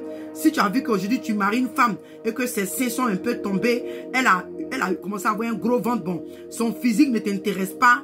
Si par erreur il y a eu des petits problèmes, tu en profites dans ça pour la laisser tomber, pour aller te prendre ta fraîchinie, comme on le dit. Et c'est des choses qui arrivent dans l'église que nous voyons aujourd'hui. Vous voyez? Donc il dit, ses disciples ont dit que, donc c'est comme ça, c'est mieux qu'on ne se marie pas. Donc il dit, il leur répondit, il leur répondit, tous ne comprennent pas cette parole, mais seulement ceux à qui cela est donné. Alléluia. Ce que le Seigneur a expliqué, le mystère que le Seigneur a expliqué un peu sur le mariage, là, il dit, il est donné à ceux qui doivent comprendre. Donc celui ou celle qui ne comprend pas, qui pense que, oh, je peux divorcer comme je veux, parce qu'il y a comme ça, c'est que tu n'as pas compris ce que le Seigneur est en train de faire. Parce qu'aujourd'hui, il y a l'incompréhension des Écritures. Il y a l'incompréhension, les gens ne sont pas enseignés. Que les gens comprennent les Écritures à l'enfer. À l'envers, je vais dire. À l'envers. Donc il dit, car il y a des eunuques qui le sont dès le ventre de leur mère. Il y en a qui le sont, il dit qui le sont devenus par les hommes. Il y en a qui se sont rendus tels eux-mêmes à cause du royaume des cieux, que celui qui peut comprendre, comprenne. On a vu que plus tard, l'apôtre Paul, il est devenu comme ça aussi. Il a décidé de ne pas se marier, rester unique, rester sans femme. Vous voyez? Donc aujourd'hui, ici, bien aimé, ce que je suis en train de faire comprendre est que notre soeur là qui est tombée, qui est devenue victime, parce que son mari la battait jusqu'à les mottes, ce n'est pas normal. Si la soeur avait écouté, parce qu'il y a des gens qui lui ont dit que quitte le foyer pour un moment, pour préserver ta vie, il ne faudrait pas que tu meurs. Elle n'a pas voulu écouter, parce qu'elle veut rester à cause des enfants. Bien aimé, souvent à cause des enfants, des gens meurent. Moi, je peux dire un peu que ma maman a vécu un peu ça aussi. Et si nous ne faisons pas attention, quand les malédictions héréditaires, mais comme on dit, les liens des familles, quand nous ne brisons pas ces choses, tu ne fais pas attention, tu vas marier un homme comme ton père, ou tu vas marier une femme comme ta mère. Vous voyez, c'est ça le but du diable, pour nous emmener à vivre dans le désordre. Donc, bien aimé, nous devons comprendre, le mariage, c'est un mystère et on ne peut pas finir en un jour. C'est grand. Donc, ce que je veux dire, si ma soeur, tu es dans un mariage et que le monsieur te bat, tu es blessé, aujourd'hui c'est ton nez qui est cassé, demain c'est tes oreilles qui sont coupées, quitte le mariage. Quitte le foyer, sépare-toi pour un moment. On va lire ça quelque part rapidement. Allons-y dans le livre de 1 Corinthiens. Je vais voir, je ne sais pas si c'est dans, on va voir. Parce qu'aujourd'hui, elle est morte. Il y a un sujet dans lequel je ne vais même pas rentrer. Voilà. Sur le plan de la sanctification, je ne vais pas rentrer dans ce détail. Mais je me dis que pendant 2 mois, elle est dans le coma. Le Seigneur est fidèle. On va pas parler de ça comme ça aujourd'hui. Mais c'est un facteur qui est vital et qui est important, qui est salutaire. Parce que ce qu'on oublie, tu prends ta vie à la légère, tu meurs dans le péché, tu meurs avec les outils de la reine des eaux sur toi, tu vas finir à l'enfer. C'est ce que les gens ne comprennent pas. Mais comme je dis, je vais pas mélanger mon sujet aujourd'hui, je laisse ce côté-là. Mais j'ai ouvert un peu ce truc-là pour qu'on puisse comprendre. Donc, on va dans le livre de 1 Corinthiens. Excusez-moi, le livre de 1 Corinthiens 7. À partir du verset 2. Il dit... Ok, on lit à partir du verset 1. Il dit, pour ce qui concerne les choses dont vous m'avez écrit, je pense qu'il est bon pour l'homme de ne point toucher de femme. Vous voyez, l'apôtre Paul, c'est que quand lui-même, il voit même la situation, par exemple, tu allais te marier, n'importe comment là, ça ne va pas, tu ne divorces pas. Donc, les gens lui ont écrit, ils lui ont donné des sujets, lui ont suivi des choses, ils lui ont posé des problèmes concernant le mariage. Donc, l'apôtre Paul dit que, il dit, je pense qu'il est bon pour l'homme de ne point toucher de femme. Il dit, toutefois, pour éviter, c'est-à-dire que, pourtant, l'apôtre Paul sait que Dieu nous a mis, Dieu a béni l'homme et la femme pour dire quoi? Remplissons la terre. Ça, c'est encore, il y a des choses, il y a trop de choses qui se disent sur la toile. Vraiment que Dieu nous aide. L'apôtre Paul, on aurait dit que l'apôtre Paul est en train de prêcher contre la volonté de Dieu. Parce que Dieu veut qu'on reproduise. Mais si l'homme ne doit pas toucher la femme, comment est-ce que la femme peut tomber enceinte et puis accoucher? Donc on voit que l'apôtre Paul est en train de prêcher contre la reproduction de ce que Dieu a ordonné. Mais écoutons très bien. C'est pourquoi je dis que quand tu lis la Bible, toujours demande à Dieu de te donner les oreilles spirituelles pour que tu puisses comprendre. Ne prends pas la parole de Dieu selon la lettre. Il dit quoi? Que la lettre tue, mais c'est l'Esprit de Dieu qui vivifie. Quand le Saint-Esprit t'éclaire, quand la parole de Dieu te révèle les choses qui sont cachées, c'est ce qui t'éclaire. Il dit, mais toutefois, pour éviter l'impudicité de chaque... Il dit pour éviter l'impudicité, il dit que chacun ait sa femme et que chaque femme ait son mari.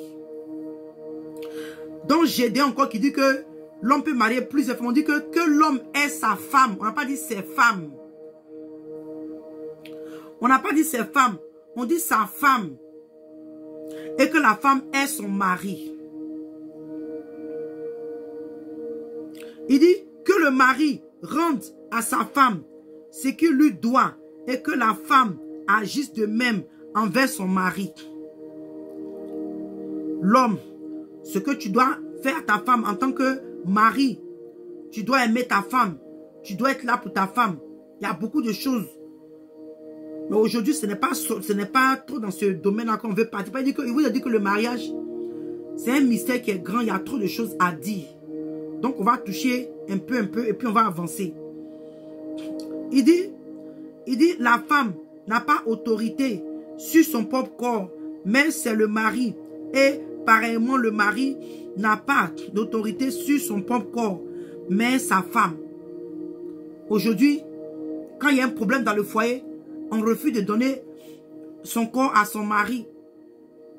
L'homme aussi, quand il y a un problème, ta femme veut de toi, tu donnes dos. Or, quelque part, on va voir, on nous prévient pour ne pas donner accès au diable. Il dit, ne vous privez point de l'un de l'autre. Si ce n'est d'un commun accord pour un temps, afin de vaquer à la prière, puis retourner ensemble, de peur que Satan ne vous tente pas. Il dit, pardon, que Satan ne vous tente pas par votre incontinence. Incontinence. Donc, on est en train de voir ici que l'apôtre Paul dit que le corps de la femme, c'est pas elle ne dispose pas de son corps, le mari aussi. Mais aujourd'hui, on a des problèmes dans les foyers parce que l'homme ne veut pas toucher sa femme, la femme ne veut pas que l'homme la touche. Donc, ça aussi, ça envoie un problème. Ou bien l'homme n'est pas satisfait, la femme n'est pas satisfaite. Or, c'est des choses que les gens doivent aller en profondeur.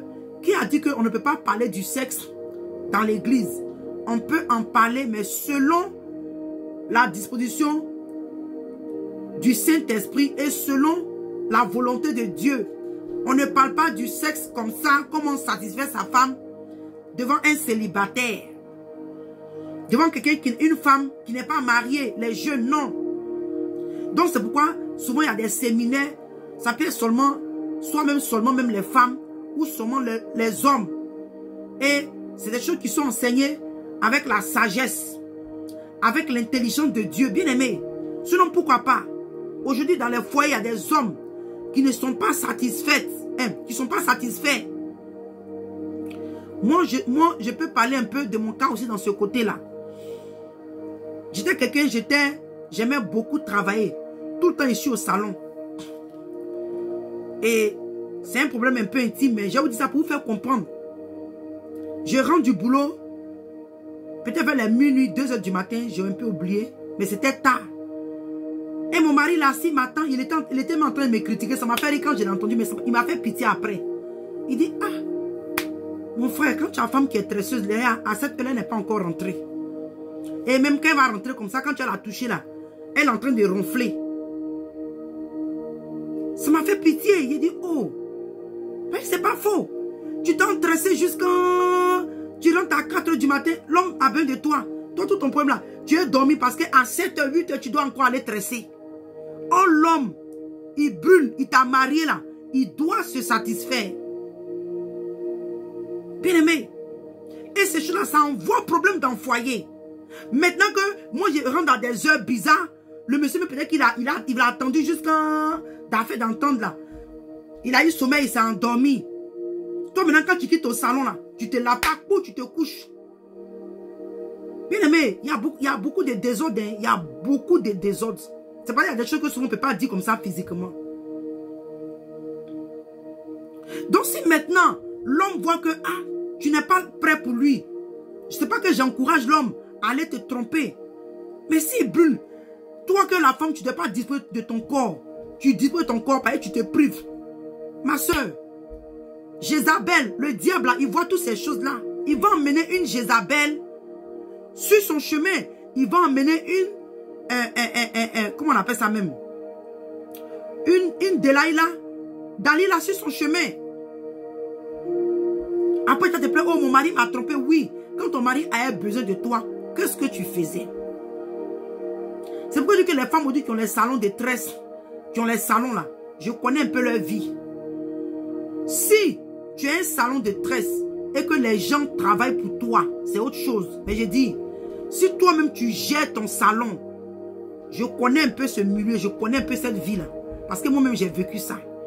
Et beaucoup de ces femmes-là, leur mari les trompe avec les tresseuses. Et la tresseuse là, elle a fini.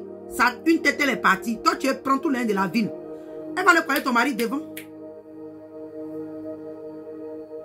Tu ne fais pas attention même là. Elle a dit à ton mari que la tête qu'elle voit là, elle a peut-être 2 heures du temps pour finir. S'il n'y a pas d'enfant à la maison, elle va gérer ton foyer chez toi-même à la maison. Moi, j'ai vu ça. Ma tante. Le mari de ma tante a fait ça à ma tante. Elle est rentrée et quand elle est rentrée à la maison, elle a vu les bouts d'oreilles de sa tresseuse au bois ou au chevet de son lit. Bien aimé, les mariages là, les chrétiens aujourd'hui, on joue avec le mariage. Il y a des gens qui ont fini à l'enfer à cause du mariage. Parce qu'ils n'ont pas été enseignés, ils n'ont pas été éduqués sur le mariage. Il y a beaucoup de choses qui n'ont pas été dites au-delà.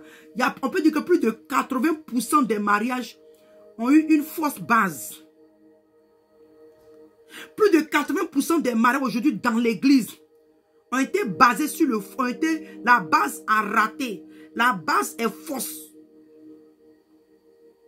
Donc aujourd'hui, les gens souffrent dans leur mariage. Ils ne peuvent pas parler. Les femmes, elles sont rongées à l'intérieur. Il y a cette dernière, son mari la battait. Elle voulait couvrir son mari, donc peut-être même qu'elle n'a pas livré son mari publiquement à l'église pour dire qu'il me frappe. Pasteur, il y a des moments là, il faut crier. Crie au secours. Vous voyez? Donc, bien aimé, le mariage est très délicat. Et moi, aujourd'hui, avec tout ce que j'ai vécu, Et quand le Saint-Esprit a commencé à m'enseigner, j'ai compris beaucoup de choses. J'ai compris beaucoup de choses. J'ai dit, Seigneur,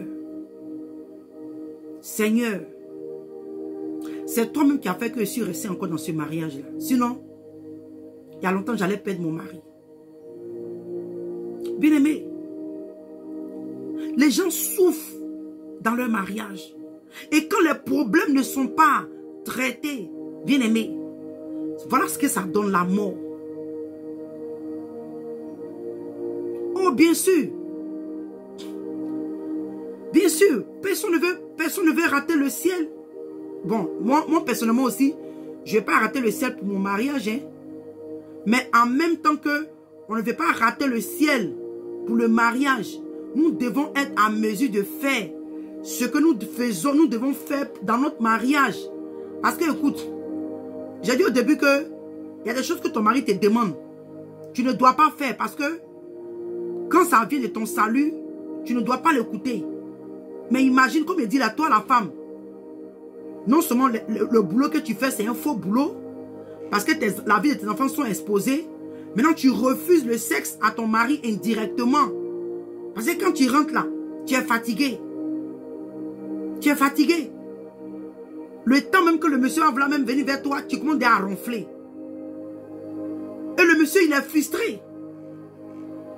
Tu meurs dans ça aussi, tu vas aller en enfer. Parce que tu as échoué à ton devoir. Pareillement, l'homme. Les hommes. Il y a des hommes, quand ils sont dehors, c'est là que leur libido sexuelle est active. Quand ils sont dehors, c'est là que leur libido est au rendez-vous. Mais quand il rentre à la maison, il n'a pas envie de sa femme. Tout ça, c'est un problème. Ou bien il trouve que, oh, la fille qu'il a vue dehors, elle a plus de fesses que sa femme. Elle a plus de seins que sa femme. Elle est plus belle. Sa femme a un gros nez. Elle a de grosses lèvres. Oh, la petite là, elle a les yeux bridés comme une biche. Elle a, comment on dit encore, son visage est dessiné comme une biche. Comme une peule, si on peut dire. Bon, c'est des exemples que je prends. Hein. Tu trouves que non, les seins de ta femme sont tombés. Oh, elle t'a fait au moins 4 enfants, mais 5 enfants. Maintenant, celle qui est en train de rôder sa carapace partout. Parce que si elle n'est pas mariée et que toi tu es tombé sur elle, pose-toi la question pourquoi elle n'est pas mariée. Donc à cause de ce que tu as vu sur elle, elle a encore les seins debout, tu laisses ta femme pour aller pour cette dernière. Même les chrétiens aujourd'hui, même les chrétiens, et c'est ce qui fait qu'aujourd'hui beaucoup de chrétiens font des faux choix. Ils ne cherchent pas les femmes qui craignent Dieu, mais ils cherchent une femme qui est belle, une femme qui a une belle forme, qui est belle de visage, une femme, je sais pas quoi encore. En tout cas, ils ont des critères bizarres. Et ils choisissent tous les critères, sauf le critère de Dieu. Sauf le critère qui dit que tu dois te marier pour faire la volonté de Dieu, pour accomplir les plans de Dieu dans votre vie sur la terre ici. Mais on rate ça et on accomplit tout le reste des critères qui sont charnels. Qui sont charnels. Donc malheureusement, c'est ce que nous voyons dire dans l'église. Donc on a vu que le divorce, on ne doit pas divorcer. On a vu le Seigneur avec l'église. Alléluia. La violence, comme j'ai dit, tu es battu dans ton mariage. Il faut te séparer. Si tu vois que ton mari te bat et que ta vie est menacée, il faut te séparer. Mais tu ne dois pas te remarier. Tu ne dois pas coucher avec un homme. Ta femme, ton mari aussi ne doit pas coucher avec une autre femme. Il ne doit pas aussi se remarier, vice versa. Et pourquoi se priver de l'un et l'autre si on pouvait venir en paix? C'est pourquoi aujourd'hui le Seigneur nous demande de prier avant de nous marier. La parole de Dieu nous encourage de ne pas marier un non-croyant. Mais si, quelque part, le non-croyant, tu l'avais déjà croisé avant de venir à l'église, c'est ta croix que tu dois porter. Tu dois prier en fait que le Seigneur le visite. Le Seigneur le visite. Donc il dit, je dis cela par condescendance. Je n'en fais pas un ordre. Mais bien aimé, même si ce n'est pas un ordre, toi-même tu sais, comme je viens de dire là, si toi, tu refuses ton corps à ta femme, vous vous privez de l'un et l'autre, ça va vous amener forcé à pécher. Il dit, je voudrais que tout homme fût comme moi, mais chacun tient de Dieu un don particulier. L'un d'une manière, l'autre d'une autre. L'apôtre Paul a dit que si c'était lui seul là, il allait dire que les hommes ne se marient pas, n'ont qu'à rester comme lui. Mais il nous dit que chacun tient son don de Dieu dans ce sens-là. Et il dit, mais s'il manque de contenance, qu'il se marie, car il vaut mieux se marier que de brûler. Si tu as les désirs, tu aspires au mariage, il dit, c'est mieux que tu sois marié que de rester. Tu vas commencer à te masturber, tu vas commencer à regarder les films pornographiques parce que toi, tu dis, oh, je ne vais pas me marier. Mais le fait que tu regardes les films pornographiques, tu te masturbes, la nudité des femmes, tout ça là, c'est un péché. Tu vas toujours finir à l'enfer. Et il dit, à ceux qui sont mariés, j'ordonne, non pas moi, mais le Seigneur, que la femme ne se sépare point de son mari. Si elle est séparée, qu'elle demeure sans se marier.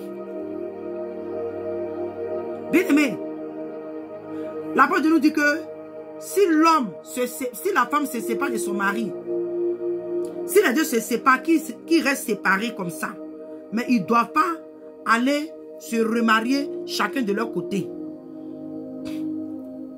Il dit, si elle est séparée, qu'elle demeure sans se marier. Donc tu te sépares, vous voyez, tu te sépares, tu es dans un foyer où le monsieur te bat, quand tu te sépares de lui, tu ne vas pas te remarier. Et il a dit que qu'elle demeure sans se marier ou qu'elle se réconcilie avec son mari et que le mari ne répudie point sa femme. Donc on est en train de voir que, bien aimé, tu ne peux pas te séparer pour aller te remarier. Le Seigneur nous interpelle le pardon. Bien aimé, c'est là que le pardon maintenant joue son rôle.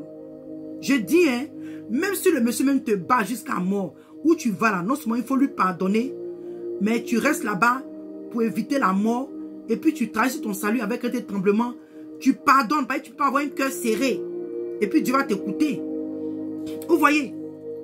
Donc toutes ces choses-là, quand tu as été séparé de lui, tu le divorces, déjà tu as une idée arrêtée, il y a la malice en toi, tes sentiments sont gérés, c'est-à-dire qu'il y a beaucoup d'anomalies.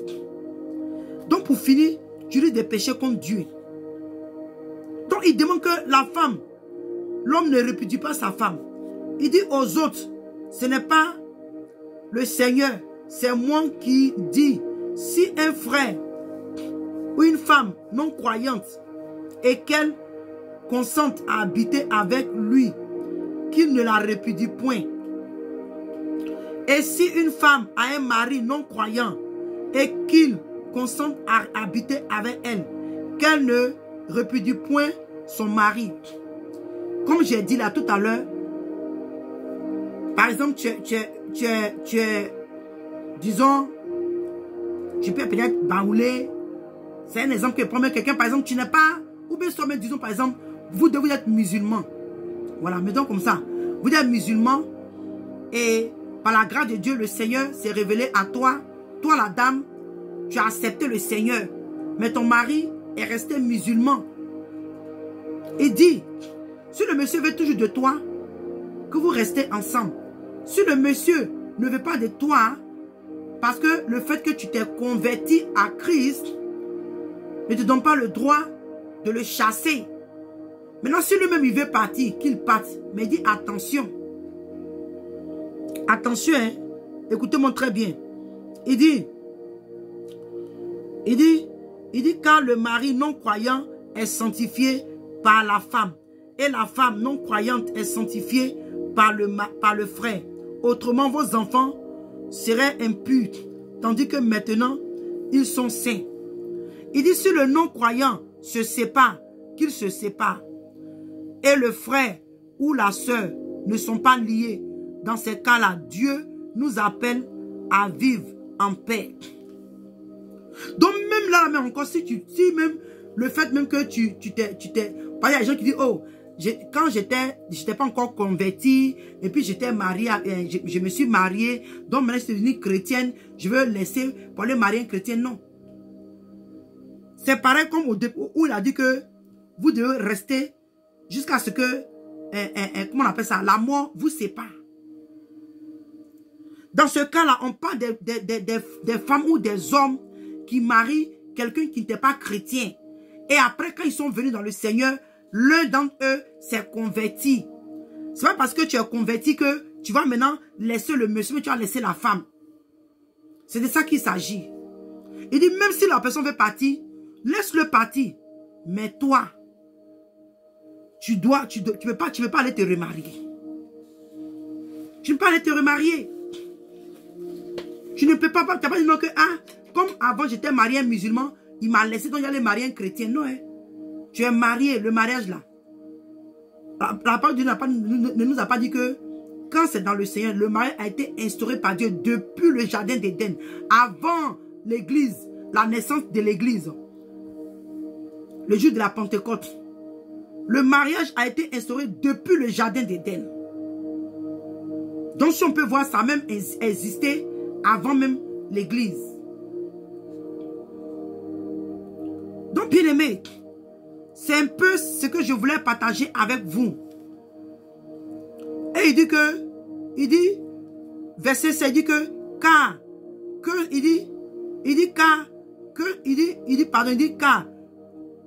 que sais-tu, femme, si tu sauveras ton mari, ou que sais-tu, mari, si tu sauveras ta femme?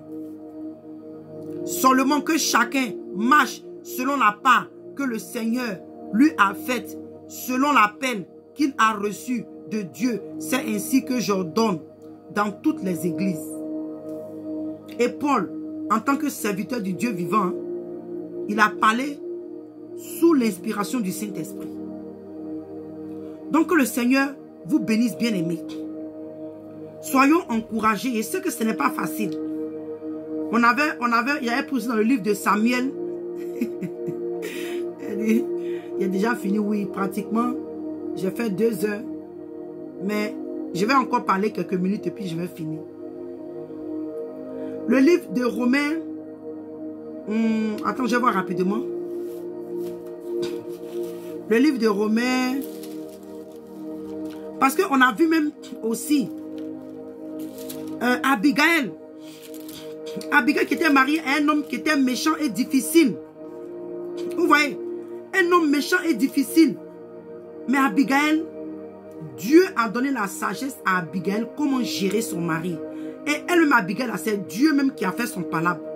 Et le monsieur est mort. Bien aimé, on n'a pas dit non que maintenant il faut aller prier. Comme tu es maltraité, tu as prié pour que Dieu tue ton mari. Non.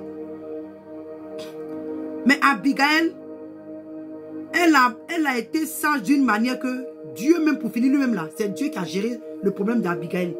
Ça veut dire qu'elle était mariée à un homme qui était très méchant. Nabal. Nabal était très méchant. Mais on n'a pas entendu que elle partait parler de son mari n'importe comment dans la ville. Quelque part quand tu vas plus loin, la Bible dit que à cause de sa femme là, ce monsieur était respecté aux portes. Mais maman, mes soeurs, je sais que c'est pas facile le mariage. Moi-même là, c'est pas tout que je peux vous dire ici. Mais ce que je peux vous dire là, c'est ce que je vous dis. Moi-même là, j'ai vécu des temps difficiles au point où j'étais prête à divorcer. Le Seigneur m'a dit, si je divorce là, comment est-ce que je peux enseigner plus tard? Comment est-ce que je peux être un témoignage? Comment est-ce que je peux encourager d'autres qui auront des problèmes? Vous voyez? Donc, à cause du fait que j'ai obéi aujourd'hui, ma soeur, je peux te parler avec zèle et assurance parce que moi-même j'ai tenu. Vous voyez? Si, comme je le répète encore, si mon mari était un homme qui me battait, n'importe comment me tuer, c'est normal que je me sépare. Mais ça ne me donne pas le cotus, mais comment on dit, le droit de me remarier. Ça ne me donne pas le droit de me remarier. Vous voyez? Donc c'est ça que la parole de Dieu nous parle. Le livre de Romains, on va lire Romains rapidement. 7, 3, 2 à 3. Il dit ainsi, une femme mariée est liée par la loi à son mari tant qu'il est vivant. Mais si le mari meurt, elle est dégagée de la loi qui la liait à son mari. Donc, du vivant de son mari, elle devient la femme d'un autre homme. Elle sera appelée adultère. Mais si le mari meurt, elle est affranchie de la loi, de sorte qu'elle n'est point adultère en devenant la femme d'un autre. Donc, ici, le Seigneur nous dit que, à travers son serviteur, tant que ton mari est vivant, même quand vous êtes séparés, tant que ton mari est vivant, tu dois rester proche. C'est-à-dire que tu dois rester chaste. Tu ne dois pas te remarier. C'est la mort qui doit vous séparer. C'est la mort qui doit te séparer de ton mari.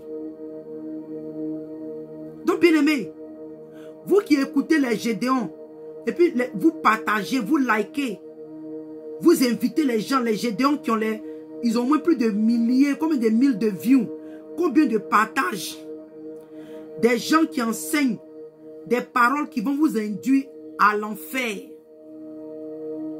Mais vous êtes sur un message qui peut aider des vies, des mariages, à peine. Oh oh. Donnez-moi une minute. Mon téléphone. Donnez-moi une minute. Hein.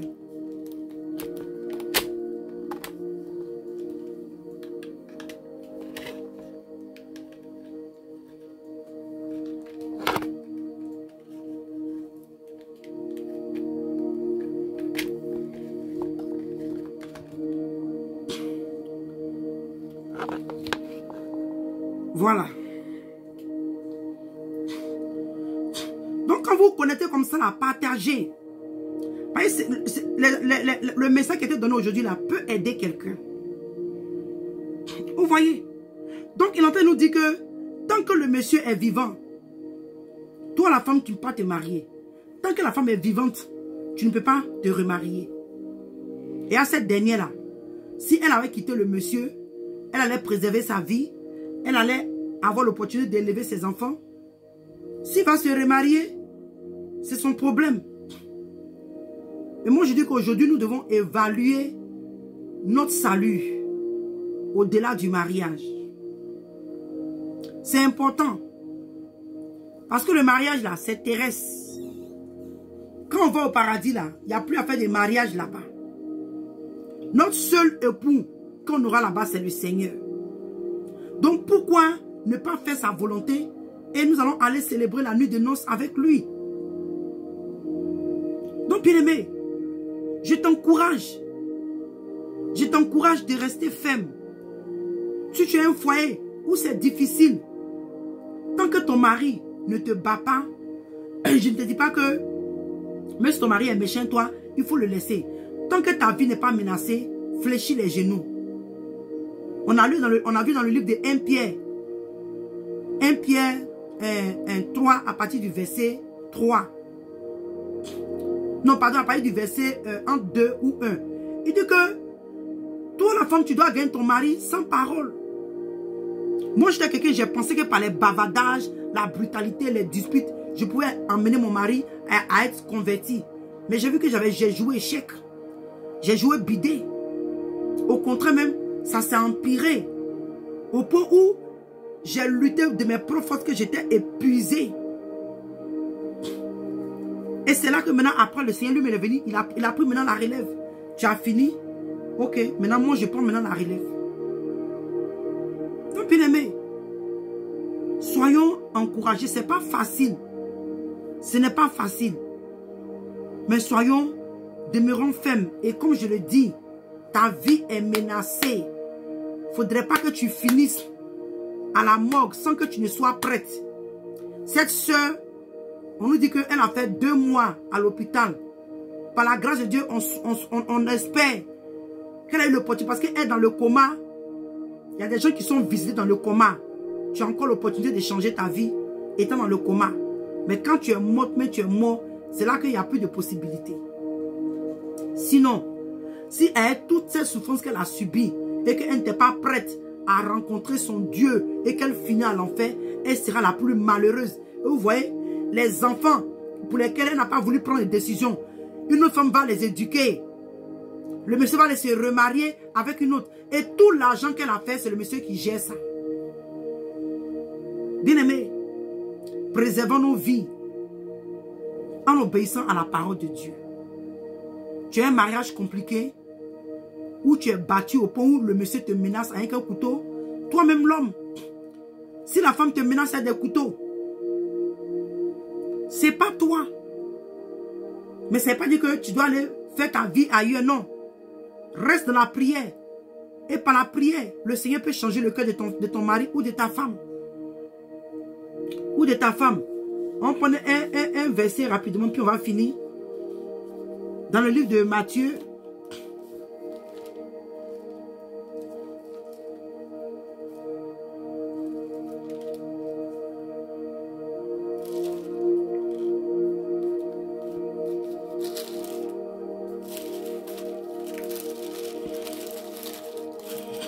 Matthieu 5, 32. Ok, ça n'a pas les mêmes choses ici.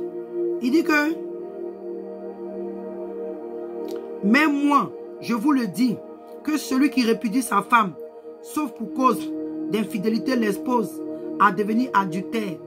Et une femme, pardon, il dit, et celui qui épouse une femme répudiée commet un adultère. Vous voyez? Donc, ce n'est pas normal, ce n'est pas bien qu'un homme laisse sa femme parce qu'il y a eu des problèmes. Souvent, il y a des divorces que tu entends, non, ma femme n'est pas soumise, elle bavarde trop, elle n'aime pas me contrôler. Ça a chauffé, hein. J'ai dit, il y a beaucoup de chrétiens qui vont finir à l'enfer à cause du mariage. À cause du mariage, il y a beaucoup de chrétiens, des femmes, oh, mon mari dit ça, mon mari veut que ce soit comme ça. Bien aimé, tant que ça va descendre, ça va dépendre de ton salut, tu n'es pas obligé d'écouter ton mari. Non, non, non, non. Non, non, non, non. Si je te dis que va tuer, puisqu'on te dit que sois soumis à lui en toutes choses, ton mari te demande va tuer, tu vas aller tuer. Si ton mari te dit, ok, moi il y a tel homme qui m'a proposé $1 million, il veut coucher avec toi. Donc comme nous on doit devenir riche, va coucher avec lui. Non. Tout ce que ton mari va t'emmener à pécher, qui va te pousser à pécher contre ton corps, tu dois dire non. Parce que ton corps est le temple de Dieu. Ton corps est le temple de Dieu. Tout ce que ton mari va t'emmener à faire qui est contraire à la parole de Dieu, c'est non. C'est non. C'est non, bien aimé.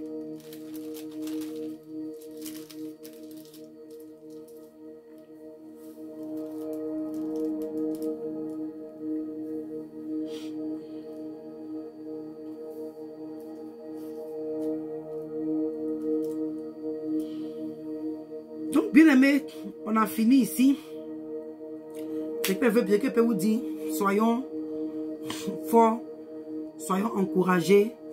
Vraiment, prions. Ça aussi, c'est des cas que Dieu vraiment se souvient des femmes qui sont abusées dans les mariages, que Dieu même se révèle dans leur mariage. Les hommes qui sont aussi abusés dans leur mariage, que Dieu vraiment se souvienne d'eux. Et bien aimé, le Seigneur nous a appelés à vivre en paix. Je ne te dis pas que comme ton mari te bat, il faut le haïr, non. C'est ta croix que tu dois porter. Peut-être que ce monsieur, avant que tu ne le maries, Dieu t'a déjà parlé. Mais tu as pris la peine de ne pas écouter, tu as fait à ta guise. C'est ta croix que tu dois porter. Donc bien aimé, c'est difficile, mais ce n'est pas impossible. Et par l'Esprit de Dieu, on peut y arriver. Et on prie que le Seigneur affermisse la famille de cette femme qui est morte. Que le Seigneur affermisse sa famille, ses parents, s'ils sont encore vivants. Et nous prions que le Seigneur même préserve. S'il y a encore des cas comme ça, que Dieu lui-même visite ces foyers-là, afin que les vies soient épargnées. Afin que les vies soient épargnées. Donc les chrétiens, de la même manière que le Seigneur gère l'église, alléluia, c'est ainsi que toi et moi, on doit gérer nos maris et que nos maris doivent nous gérer quand ils sont chrétiens. Quand ils sont chrétiens. Mais je vais finir ici parce qu'il y a tellement à dire. Aujourd'hui, beaucoup d'hommes, beaucoup d'hommes, eux sont beaucoup charnels. Ils sont beaucoup charnels et à cause du fait d'être charnels, ils tombent sur des situations sur lesquelles ils ne devaient pas tomber. Donc, bien aimé, que le Seigneur te bénisse. Soyons forts, soyons fortes, soyons encouragés. Ce n'est pas facile. Demeurons fermes. Demeurons fermes. Ce n'est pas normal qu'un homme batte sa femme. Toi qui es un chrétien, tu élèves ta main sur ta femme. Tu n'es pas digne d'être un chrétien. Tu n'as même pas Jésus comme Seigneur et Sauveur. Parce que tu dois traiter ta femme comme Christ a traité l'église. Donc si un chrétien, il dit qu'il est chrétien, même s'il est un bishop, il est un prophète, il est un pasteur, il est un apôtre, quel que soit qu'il est, et qu'il bat sa femme, il n'a jamais été converti. Il n'a jamais été converti. Ce n'est pas un chrétien. Il n'est pas un chrétien. Les gens peut-être disent ce qu'ils veulent, mais il n'est pas un chrétien. Parce qu'on voit comment est-ce que le Seigneur nous enseigne, comment est-ce que sa parole nous parle. Surtout quand il s'agit de l'église et lui. Donc vraiment que le Seigneur vous bénisse. Et que la grâce de Dieu même demeure sur vous. Demain, par la grâce de Dieu, il y a la sœur Ange la servante de Dieu Ange qui va continuer sur son message qu'elle avait commencé. Soyons toutes et tous connectés. Parce que nous sommes à la fin des temps. Bien aimés. Même tout ce qui est en train d'arriver là. C'est pour le diable, pour lui dire, pour une manière d'emporter les âmes. Le diable, c'est une manière pour lui aussi d'emporter les âmes comme ça. Si la femme n'est pas prête, elle meurt, elle descend à l'enfer. Tout ça, c'est les signes de la fin des temps. Donc que le Seigneur nous fortifie. Que le Seigneur vraiment, sa grâce demeure dans nos vies. Et comme je dis, demain, soyons connectés par la grâce de Dieu. Que le Seigneur vous bénisse. Et shalom. Shalom.